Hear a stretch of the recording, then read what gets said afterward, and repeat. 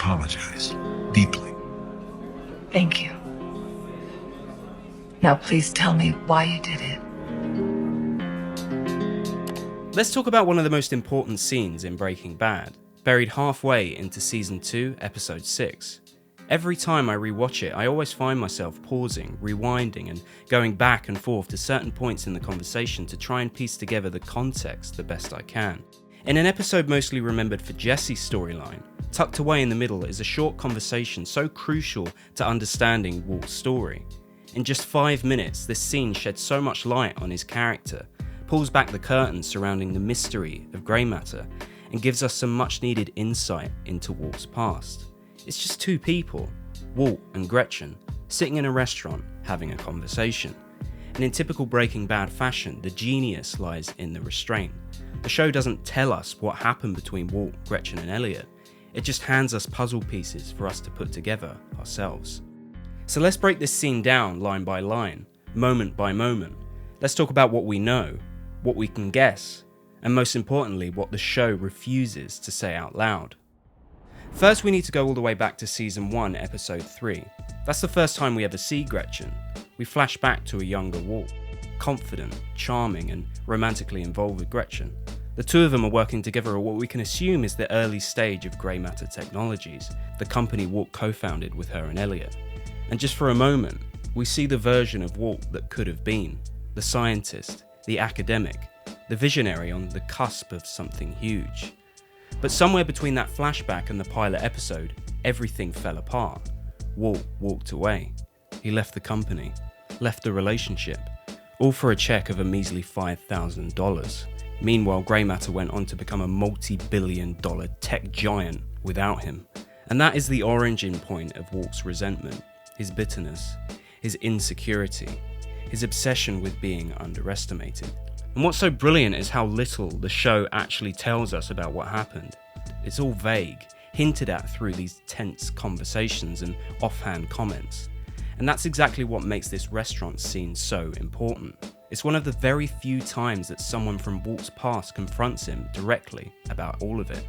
When Skyler reached out to Gretchen and Elliot asking if they'd be willing to help pay for Walt's treatment, it seemed like a totally rational move. They're billionaires. Her husband used to be close with them, and she thinks it makes perfect sense to ask. But I've always wondered how much Skyler knew about Walt's romantic past with Gretchen. It doesn't really seem like she knew anything. She never hints at any tension or awkwardness. She treats Gretchen and Elliot like old friends, which leads me to think that Walt never told her about any of it. Walt probably kept a lot of his grey matter history a secret. The money, the success, the fallout. He isn't just ashamed of how things ended, he's still wounded by it, and he's never managed to let it go. So when Skyler reaches out to Gretchen and Elliot, she's unknowingly dragging up all of that buried resentment. And Walt's reaction, the panic, the lies, the cover story, it all starts to make sense. So let's go to the restaurant scene. It starts off polite, formal, but there's a tense feeling from the start, and Walt, as he always does, tries to stay in control. He starts with a carefully worded apology. All right. First, let me say I very much regret involving you in this. This entire thing was unfortunate.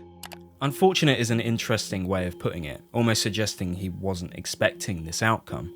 But he must have known this would happen eventually. And Gretchen knows this, so she immediately calls him out on it, almost sarcastically.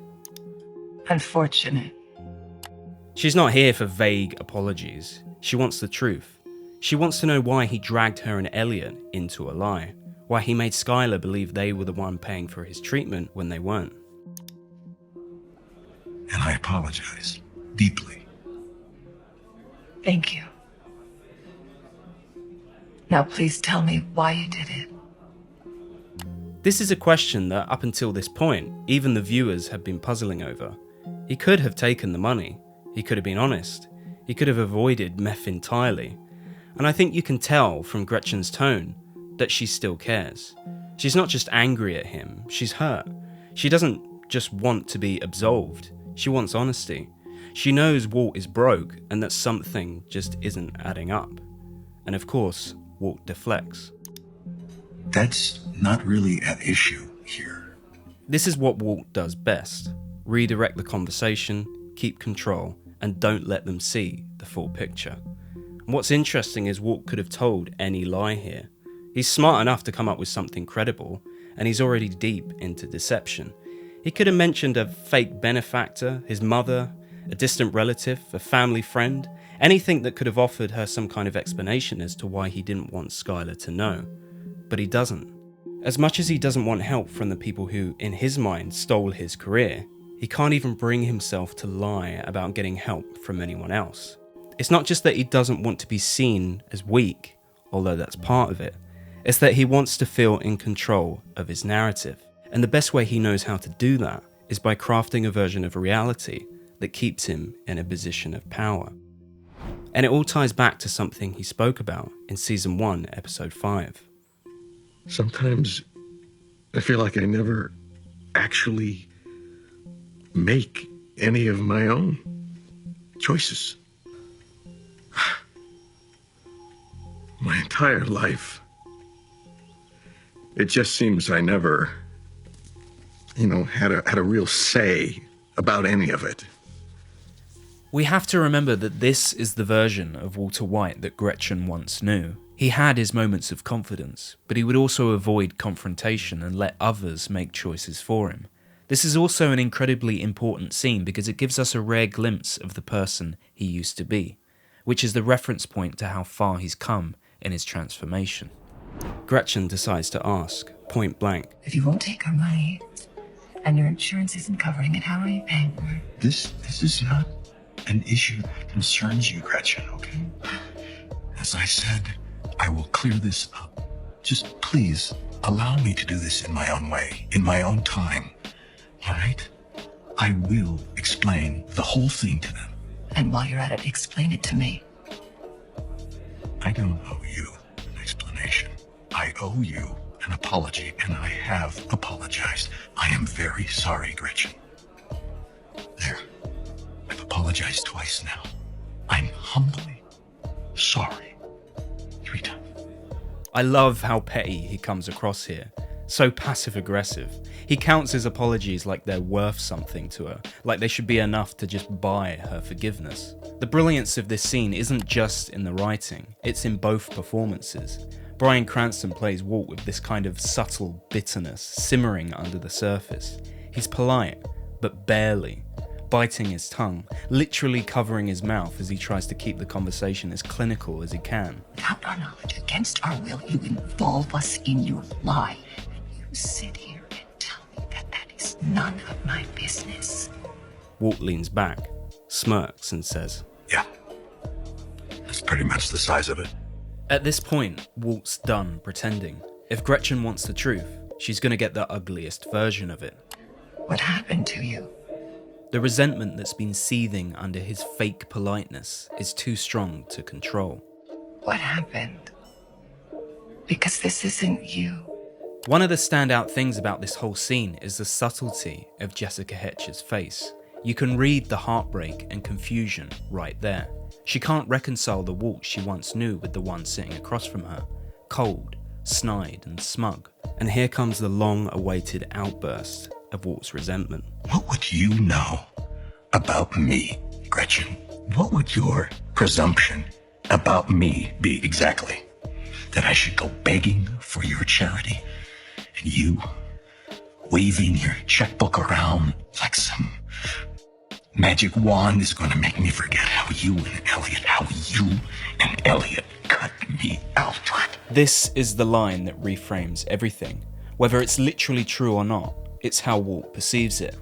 He sees himself as the brilliant mind who was robbed of success, left behind while Gretchen and Elliot profited from his work. And in my opinion, I don't think up until this point that Gretchen had any idea that Walt saw it that way. And her shocked response kind of confirms it. Beautifully done, boy. You are always the picture of You innocence. left me. The picture of innocence, just sweetness and light. You left me. You poured 4th of July weekend at you and my father and my brothers. And I go up to our room and you're packing your bags, barely talking. What did I dream? All that? This is the most revealing line of the entire Grey Matter backstory. It's the only real glimpse we get into someone else's perspective of what actually happened. But Walt doesn't even contend with what she's saying, and more importantly, he doesn't deny it either. That's your excuse? To build your little empire on my work? How can you say that to me? You walked away. You abandoned us. Me, Ellie. You rich girl just adding to your millions. According to Gretchen, Walt abandoned her suddenly without explanation. Maybe he just couldn't deal with her level of wealth, felt too inferior, patronised or even jealous after getting too involved with her rich family. Maybe Gretchen's father made Walt feel that if he was to marry his daughter, he'd be more dependent on her family and their financial success than Walt was ever comfortable with. And here's the moment you've probably all been waiting for. I don't even know what to say to you. I don't even know where to begin.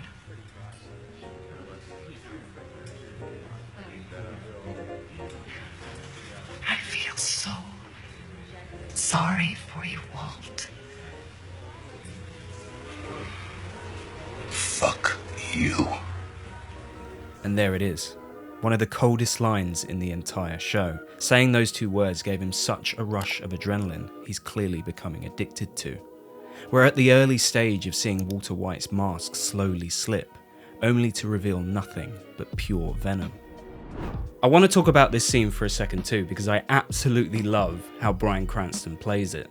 He's acting within acting, which is obviously extremely difficult, but he does it so well. What I've noticed about Walt is that he can be a bad liar, especially when he's caught off guard. But when he's one step ahead, he's an expert at weaponizing his language to control the narrative. She said something like, I'm sorry to have to do this, but Elliot and I can no longer continue to pay for Walt's treatment. Huh. Yeah. I love the little smirk he makes when he realizes he can pivot the conversation to his advantage. It's so subtle and easy to overlook, but it's the exact moment he realizes he can pretend Gretchen and Elliot are broke. How not only will that explain Gretchen's strange behaviour and neatly close the door on any expectation they might still pay for his treatment, but also turn the situation into one where he's not the needy one, they are, which is exactly the kind of narrative he wants. She just couldn't bring herself to tell you today. I mean, she couldn't tell me either, really. I mean, there was a lot of hemming and hawing and beating around the bush from both of them. Okay, what? Tell us what? He speaks slowly, deliberately, and with just enough pauses to give the appearance of reluctant honesty. You can see how he lets Skylar fill in the gaps, so it feels like she's discovering the truth. And he blends the truth with fabrication in such a masterful way.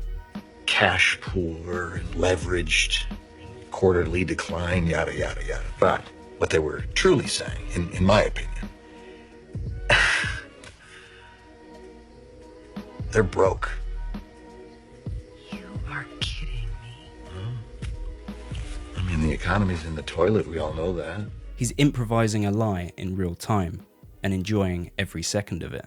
This is one of those early small wins for Walt, but not in a heroic sense. It's the quiet satisfaction of having outplayed someone in his own personal chess game. A game he became so addicted to that it ultimately led to his downfall. I can't speak to this Heisenberg that people refer to. But whatever he became, the sweet, kind, brilliant man that we once knew long ago, he's gone.